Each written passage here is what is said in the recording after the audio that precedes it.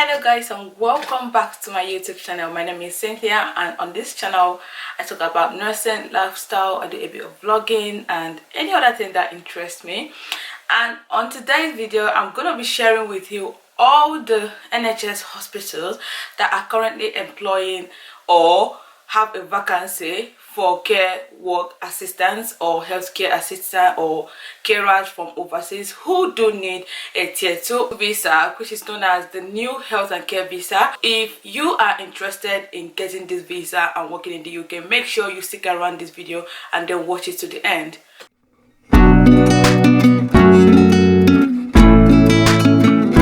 Guys, and welcome back to my YouTube channel. My name is Cynthia, and on this channel I talk about nursing, lifestyle. I do a bit of vlogging and any other thing that interests me. On this video I'm going to be showing you all the NHS employers that are employing care work assistants or healthcare assistants from overseas who do need certificates of sponsorship and visa.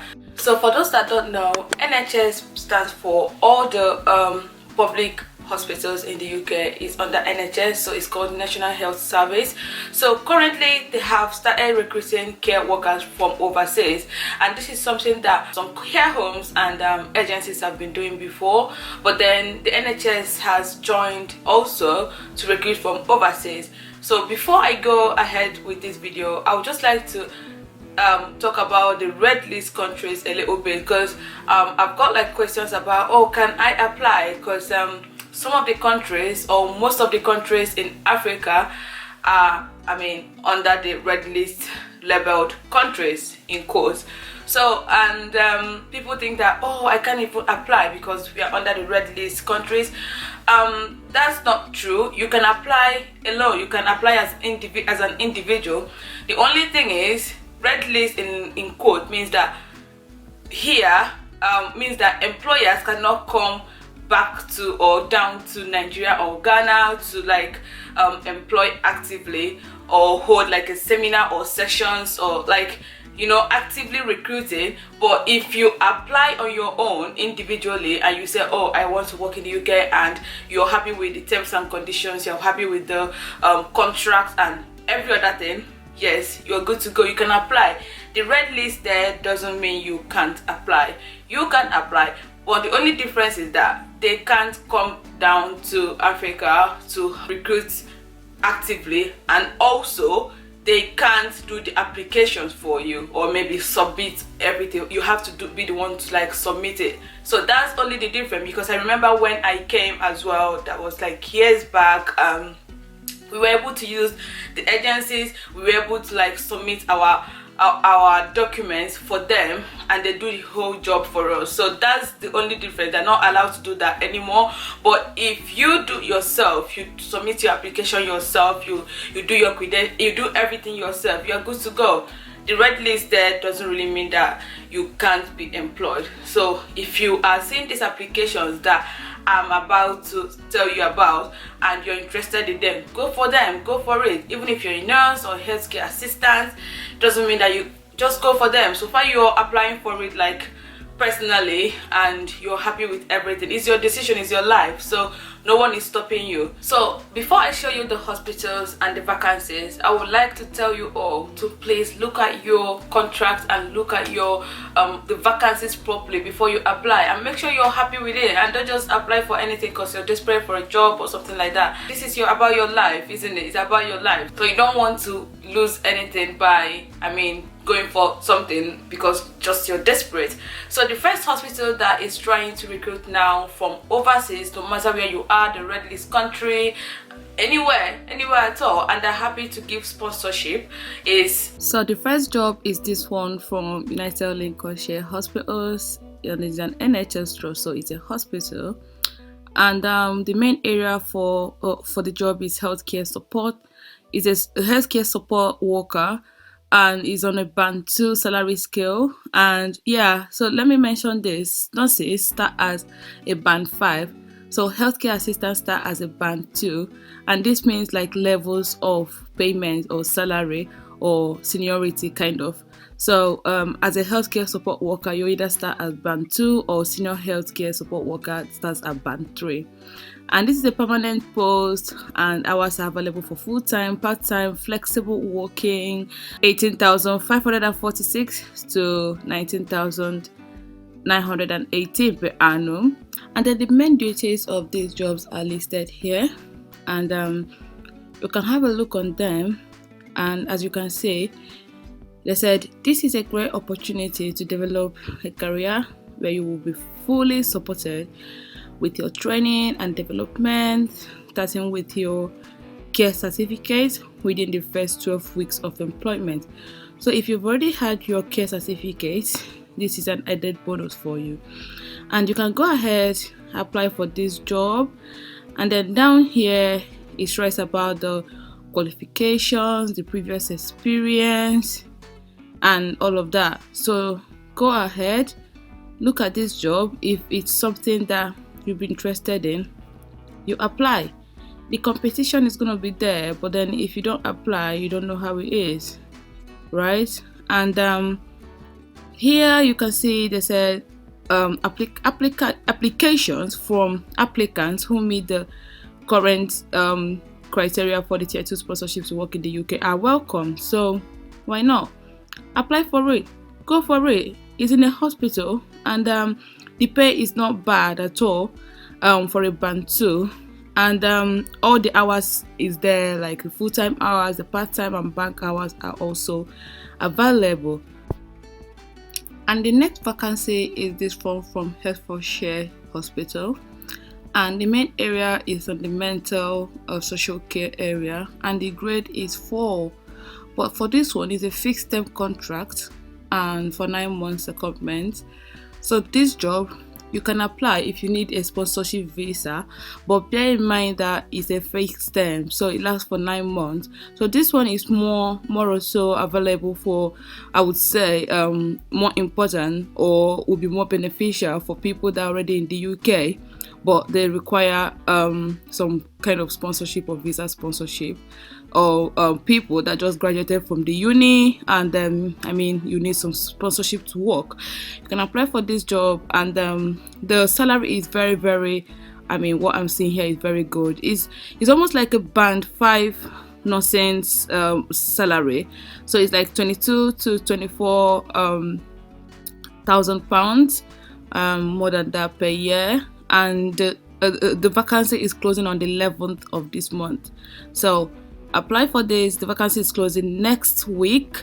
If you need some type of sponsorship, you can have a look on the job description, what you're meant to do. And down here you can see the applications from job seekers who require sponsorship to work in the UK are welcomed, right? So if you need some form of sponsorship, or you just finished your education, you don't want to go home, or something, and you need some sponsorship, hook them up, apply for the job, and get sponsored. So quick thing, I think I've said it millions of times on my videos, like all the time I keep saying it, but I feel the need to say it now on this video because I'm talking about applications, right? If you're trying to apply for a job, look at the job description. Like, you can't apply for a job without looking at the job description, person spec, like what they need for that particular job. I don't want people to go around using one CV to apply for multiple jobs, or using one personal statement to apply for multiple jobs. That's not gonna help. You have to keep changing it. You have to keep tweeting. You have to keep changing everything according to the job description, according to what they need. So you can't just use one format, or one writing, or one personal statement about yourself to apply for all the jobs. And then maybe, for example, you apply for a job that is meant to be focused or working mainly at the mental health section of the maybe hospital or mental health unit, and then you're trying to use the same personal statement to apply for a job to be a living carer, right? It doesn't really make sense. So look at the job description all the time before you apply. Look at the job description and then make sure you channel everything towards that particular job description so you can get considered.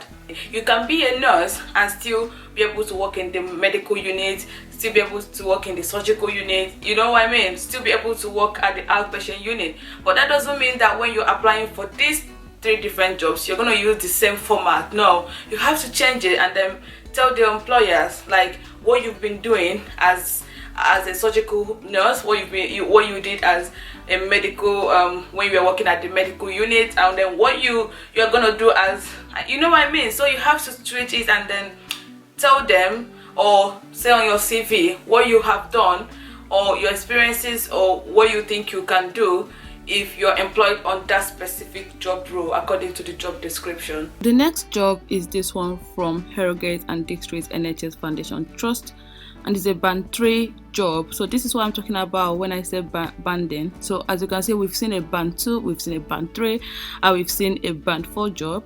So this one is band 3 and it's a permanent job, and it's for full-time workers. There's 7.5 hours per week. So you can apply for this job. Let's go to the salary. So the salary is 20 to 21,000 something per annum. So that's yearly, and it's closing as well on the 13th of this month. And the job description should be written down somewhere, and it's for senior care support worker. So band 3, as I mentioned before, the senior care support workers are the band 3. And so you can go down here and look at the job overview and main duties of the job. So your main duties should be to support and care for family within the ophthalmology service, work with the protocols, communicate with various members, and all of that. So if you go ahead down here, so this is what I'm talking about. You can see the person specification. So these are the qualifications they need. So you will see the first one is GCSE, and that is normal, and then the next one is care certificate. So I keep telling people to take the care certificate course. It's so necessary that you take this course because it will help, honestly. So as you can see here, is written among the essential criteria. Not all the hospitals will list this as essential criteria, but this particular one is telling you that it is essential for you to have a care certificate course. Then you can have a desirable criteria as well. I've talked about what is desirable. I've talked at length about it on the video I posted before this one. You can go ahead and have a look on that video. I'll be leaving a link as well, and I will just show it here on the screen as well of that video, the link to that video, so you can watch it, where I talked about why you are not being employed, why you are not being called for interviews, and on that video I talked about the essential criteria and the desirable criteria and how you should work towards having them. So let's go further. Desirable criteria in this job is an experience of working within healthcare, experience of working within a team. And down here you can see that they accept applications from tier 2 immigration status work. So if you need a visa, you can apply for this job. They're happy to accept you if you need a visa, and it's a full-time job. So I think, yeah. So down here you can see the trust policies, and you can download these documents as well if you do want them, like you want to read further about the hospital or about the company. You can download these documents, and then on the yellow side is where you apply for, and then you have for further details who to call, the email address, the department, and every other thing about that. Right, so let's go back here. I just want to show you guys something. So when you go back here, you can see the main duties of the job. Right, so when you're writing your personal statement, or maybe writing your supporting statement, and you've done any of this, it's good you mention it on your supporting statement or on your CV somewhere that I've done these things, because these are main duties of the job, and if you've done it before, it's gonna be like a double or give you an edge. So it's good you mention it as well if you have done these things before. So this job is at Dorset Healthcare University, and it's a part-time one, but it's a permanent contract, and it's on a band 2 salary, And down here you can see where it is. It's at Westminster Memorial Hospital, and you can see the salary as well, and you can see the closing date. So it's a part-time job, but then the good thing about it is they've written down everything that they will provide for you if you work with them, right? And then down here, I can see 27 days of annual leave. Good. And then down here you could see that applications from people that also need tier 2 visa are welcome. If you're the right fit for this job, or you think that you are, go ahead and apply for it. Nothing is stopping you from applying for it, and being on a red list country is not preventing you from applying for the job. Now, I upload shorts almost every day, like short videos of like 14 seconds, 15 seconds, and on those videos I tell you the vacancies that are open. So for this whole week I've been uploading like almost, I think, every day about job vacancies in the UK that are giving out tier 2 visa.